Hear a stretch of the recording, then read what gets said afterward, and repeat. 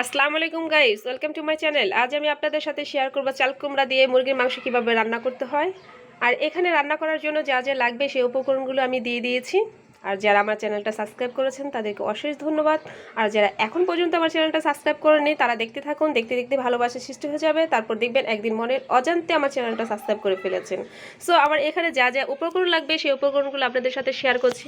যেমন এখানে এই যে চাল কুমড়া আমি এটা নিয়েছি, কেটে নিয়েছি। তারপর এটা একটু হালকা ভাপ দিয়ে নিতে হবে। এই যে মুরগির মাংস, লবণ স্বাদ মতো, পেঁয়াজ কুচি, টমেটো কুচি, ধনেপাতা, মশলা, আদা রসুন,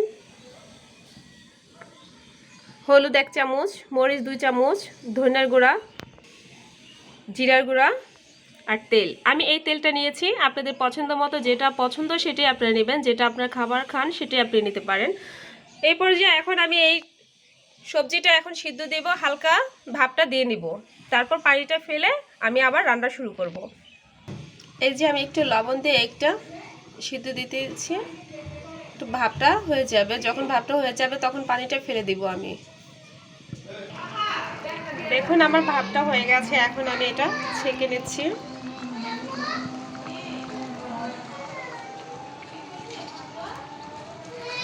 এখানে আমি ছেঁকে তুলে নিচ্ছি।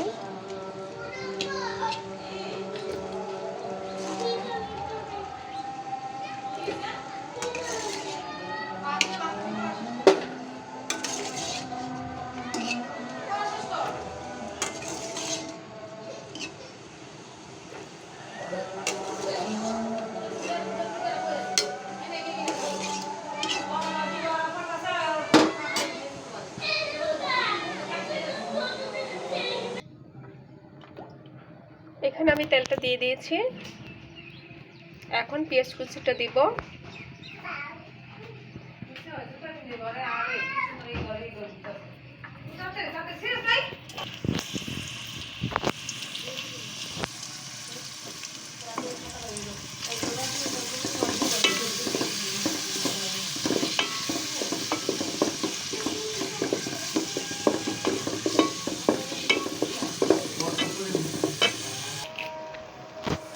এখন আমি এই মশলাগুলো, তেজপাতা, লং, এলাচিগুলো ভেজে নেব, তাহলে এটা একটা ফ্লেভার আসে খুব সুন্দর।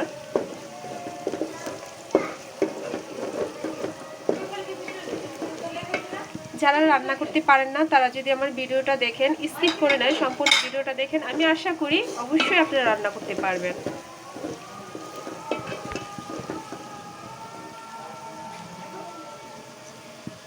আর সবজি দিয়ে মাংস রান্না অসাধারণ, খুব ভালো লাগে, খুবই টেস্ট। আপনারা দেখুন ট্রাই করে। আর বিশেষ করে যারা গ্রামে তাদের এই খাবারটা খুবই পছন্দ। আর এটা আমার রিকোয়েস্ট ভিডিও ছিল, তার জন্য আমি এই ভিডিওটা করলাম। যদি আপনাদের নতুন কোনো ভিডিও পাওয়ার জন্য রিকোয়েস্ট থাকে আমাকে কমেন্ট করতে পারেন, SMS করতে পারেন, তাহলে আমি সেই চেষ্টা করব ওই ভিডিওটা করার জন্য।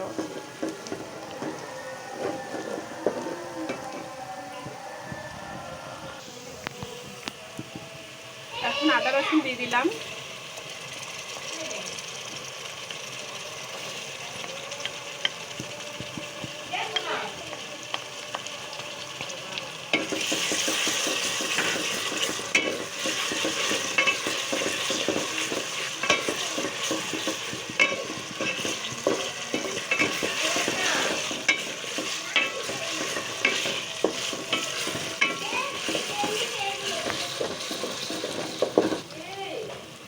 এখন আমি হলুদটা দিয়ে দিচ্ছি।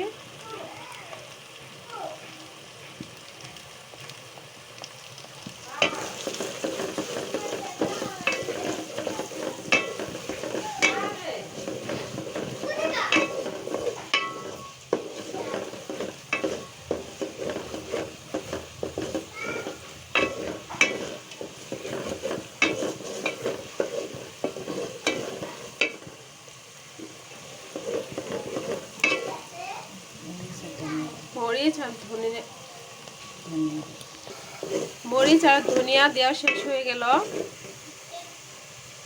টমেটো কুচি দিয়ে দিলাম।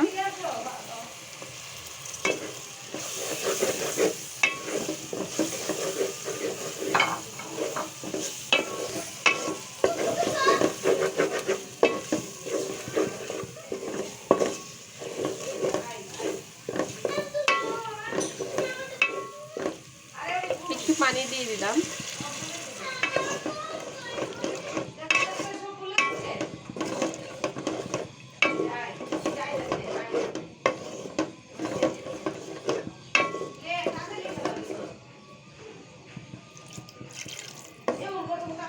মশলাটি এখন এই পর্যায়ে ঢাকনা দিয়ে ঢেকে রাখবো, ভালো করে কষানোর জন্য ঢাকনা দিয়ে ঢেকে রাখবো।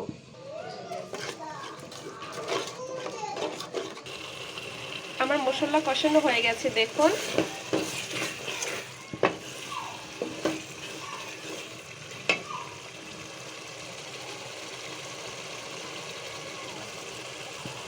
যখন তেলটা উপরে ভাসবে তখন মনে করবেন মশলাটা কষানো হয়ে গেছে।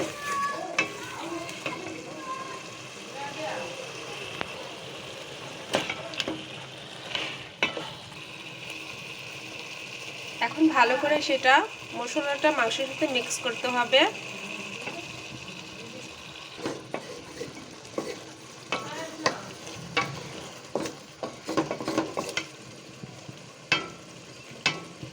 এই পর্যায়ে এখন 5 মিনিটের জন্য আমি ঢাকনাটা দিয়ে রাখবো।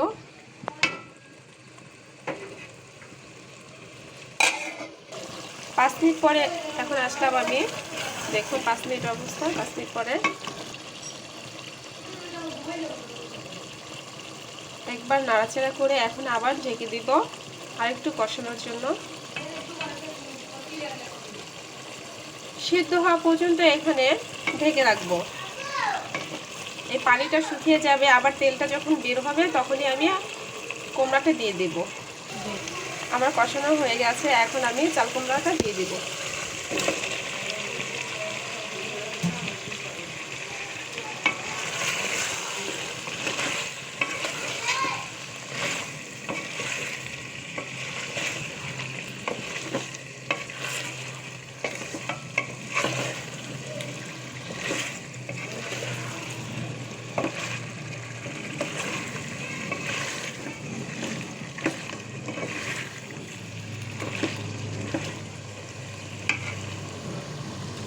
এখন দুটোটা একসাথে একটু কষাবো, ঢাকনাটা দিয়ে আমি ঢেকে রাখবো। আমার কষানো হয়ে গেছে দেখুন। এই পর্যায়ে আমি পানি দিয়ে দেব।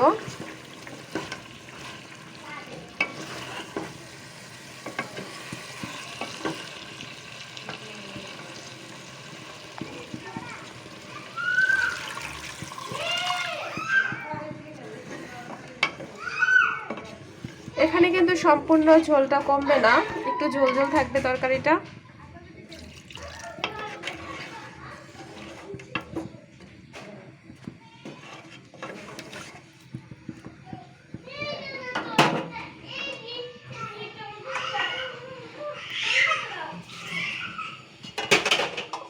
আবার আমি ঢাকনা দিয়ে ঢেকে রাখলাম।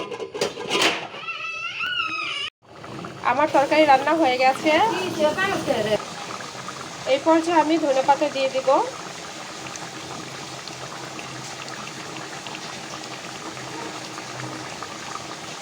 যারা সেটা পছন্দ করেন না তাহলে সেটা আপনারা জিরার গুঁড়া দিয়ে দিবেন, এটা আপনাদের রুচির মতো, যার যার রুচি।